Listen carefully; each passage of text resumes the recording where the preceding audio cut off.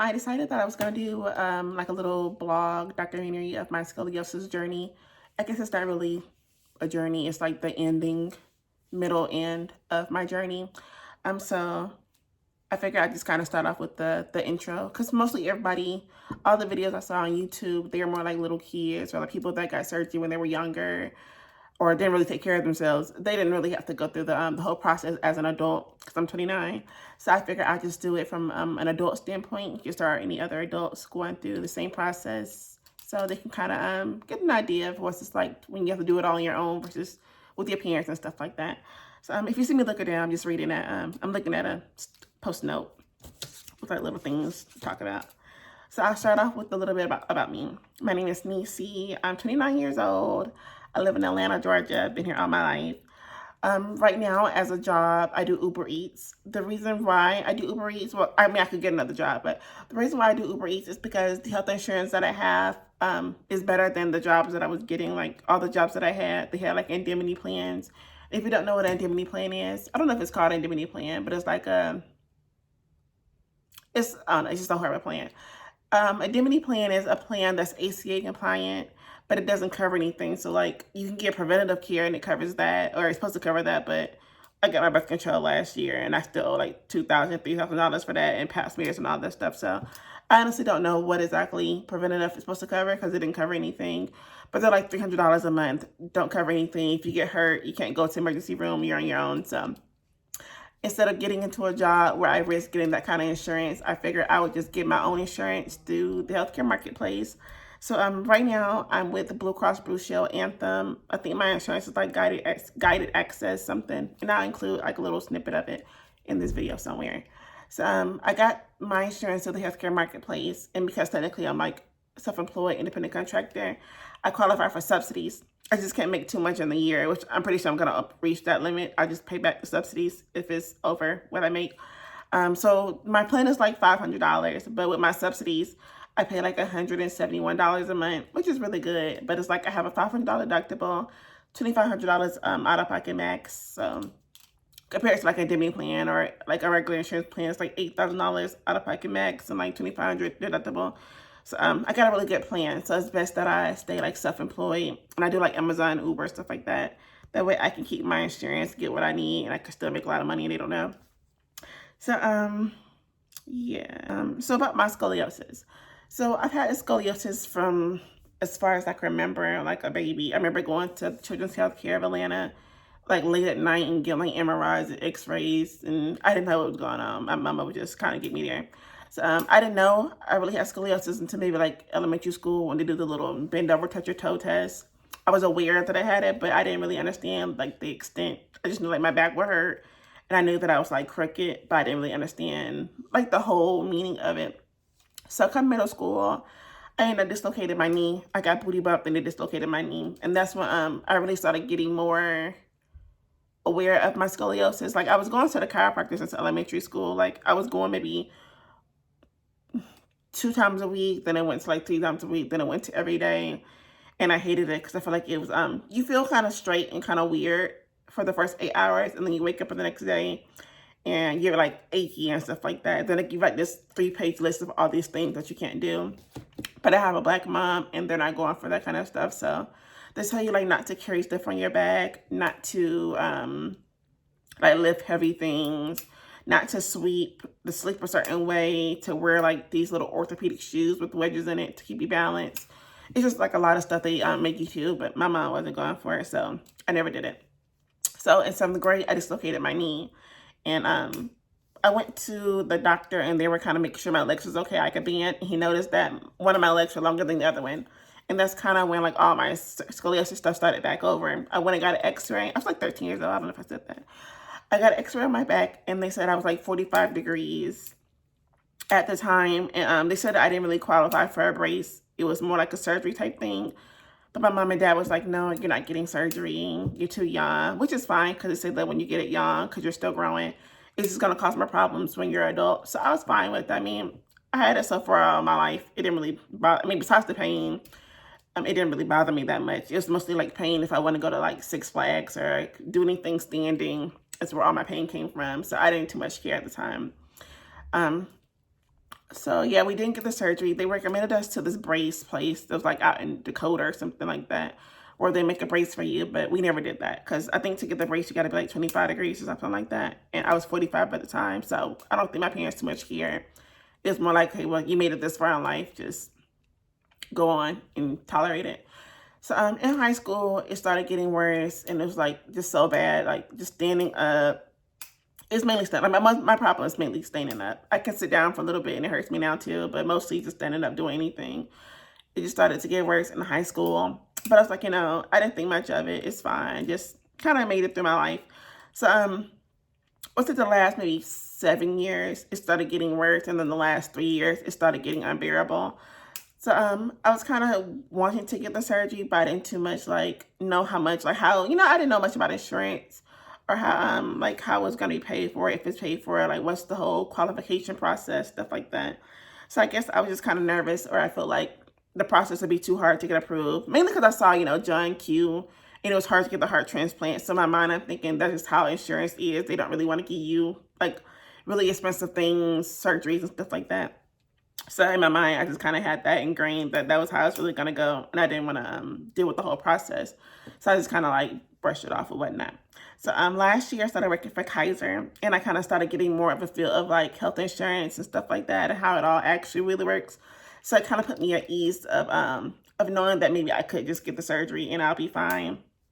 But really, I joined the scoliosis group on Facebook. They're like scoliosis warriors or something like that. And they kind of really put me at ease of like what to expect and how surgery was and like the whole process, which made me feel more confident about wanting to get the surgery. So I still took like 2 years to figure it out if I wanted to do it. And then when I lost my job last year, actually I quit my job because Kaiser was just, yeah, I wasn't going to stick out with Kaiser. And I was like, since I'm self-employed now, it's really the best time that I could just save up, stack my money, and just really get the surgery. So that's where I am now. Yeah, my insurance started January 1st. So I've been really going to the doctor, getting it looked at, and all. And I will put the picture of if I find the picture of the x-ray at my parents' house, I'll put like a little thing somewhere in the video, but I doubt I'll find it. But I started going to the doctor in January. My primary care doctor name is Rose Bricklovich. She's at Smyrna, South Cobb, and she's a nice little old lady and whatnot. My orthopedic doctor is Jose Carrada. He's at Executive Park in like North Jewett Hills, and he's cool. And then the surgeon that I got a referral to go see, her name was like Dr. Dira Enethic or something. She's also at North Jewett Hills. They're all Emory doctors. I don't know how to pronounce her name. So I just start from the beginning of the treatment. So February 2nd, I went to see my primary care doctor, and she went through the whole scoliosis stuff and the like the history and all that. And I got x-rays, but they're bad x-rays, so I couldn't really get much done with them, but I still got to see the orthopedic doctor. And luckily to see my doctor is like a $10 copay, so that was fine. So I went to see, it was $10 to see the doctor and like $25. Well, I thought it was like $25 for the x-rays, but I ended up getting like another bill, and it's like $125 or something like that for the x-rays. I don't know. I'll include everything somewhere here too. So then on February 10th, I got an appointment to see the orthopedic doctor, Dr. Carrada. And it was a telephone visit for maybe like 30 minutes, maybe 45 minutes max. And it was like $400 for this video visit.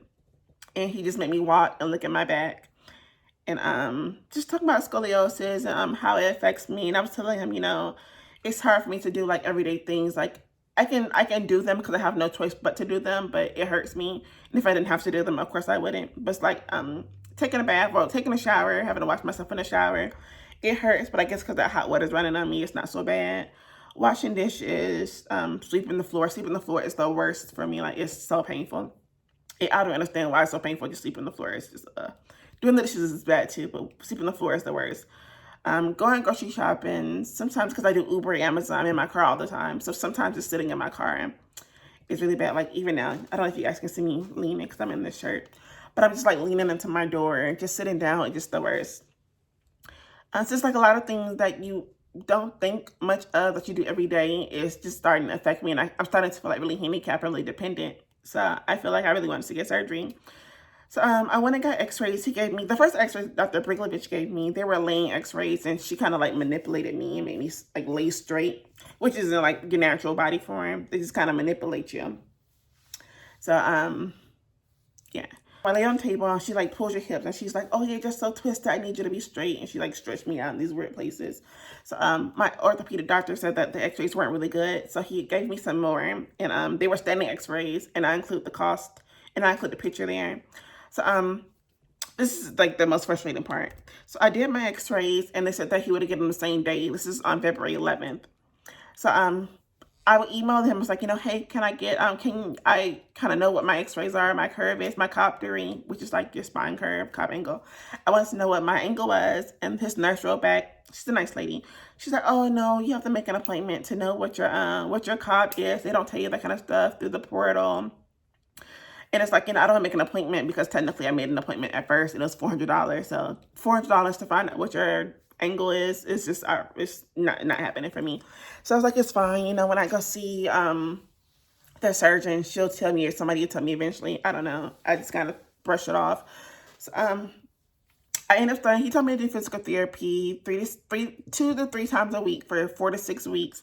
But physical therapy is equally expensive. Like, it's $400 also, and all I'm doing is stretching, like little stretches and like twists for an hour, and it's $400 for that. So outrageous. So Thursday, was it Thursday? Yeah, Thursday. I ended up getting a call. Keep in mind, this is March 19th. Yeah, March 19th on Thursday. This is back on February 11th when I got the x-rays. So over a month later, I'm already 3 months into my physical therapy. Norma, my orthopedic doctor's nurse, called, and she's like, oh yeah, I'm just so sorry for making you wait. The doctor read your x-rays, and yeah, we understand why you're in so much pain because you're at 52 degrees. We think you're at 52, 53 degrees. But he couldn't really get a good estimate on it because I guess my x-rays are blurry. So he couldn't really read the Cobb angle right. So he's like, yeah, you're at about 50, 52, 53 or higher, most likely higher. So, they told me not to worry about doing the physical therapy. They want me to at least do the 4 weeks because for my insurance, I have to have 6 weeks of physical therapy, or it has to be deemed that I couldn't get through the whole 6 weeks. So they told me that just do 4 weeks, I'll be fine, and just go see Dr. A, which is the surgeon.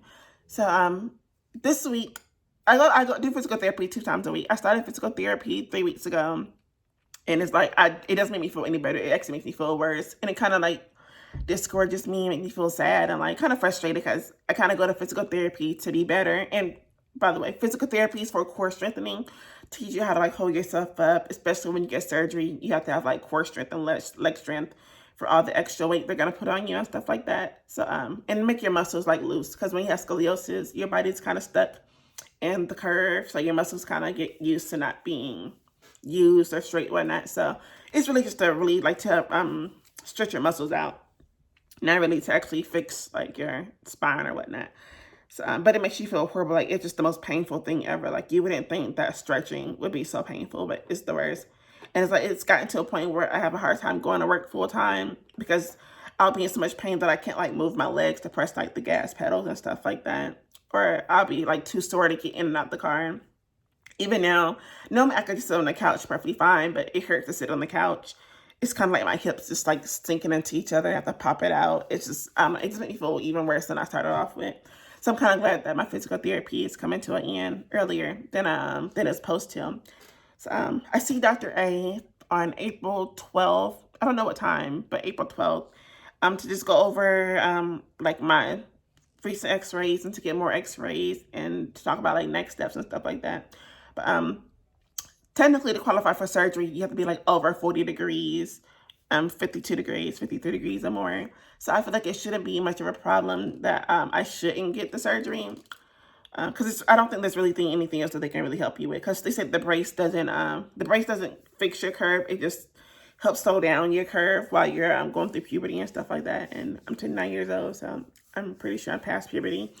So yeah. So this week, my physical therapist, by the way, his name is Sam Chikawanga, something like that. He's at Emory too, kind of the same place my primary care is. He left Friday, so I don't have a physical therapist anymore. So this week I don't have any physical therapy. Then I start back on the 29th and I have to finish off that week. And then after that week, I don't think I have to go back anymore. So yeah, so that's pretty much where I am right now. In total, I spent maybe, in total, I've been billed, I won't say I spent, I've been billed maybe $600 so far for the whole process for a month. So I guess that doesn't sound too bad, but it's pretty high. So, yeah, I think I've pretty much covered everything at this point. So I'll probably make another video after the 29th when I do my possibly my last physical therapy. And I think I'm doing it at like Dunwoody because I don't have any physical therapists anymore at the South Cobb location. So I'll probably make another video after my next physical therapy, or I may just wait until after I see Dr. A. That way I actually have more things to talk about than physical therapy. So yeah. So I guess that's all that I have to say. So see you later. Thank you for watching.